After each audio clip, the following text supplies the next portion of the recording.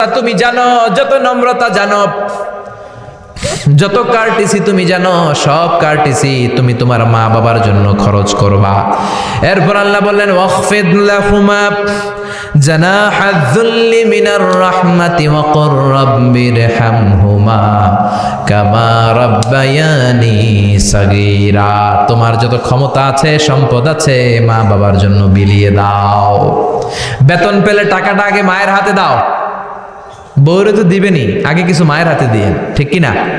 Gift দিলে আগে মায়ের গিফট দাও। এই সমাজ বরকত দিয়ে দিবে কে?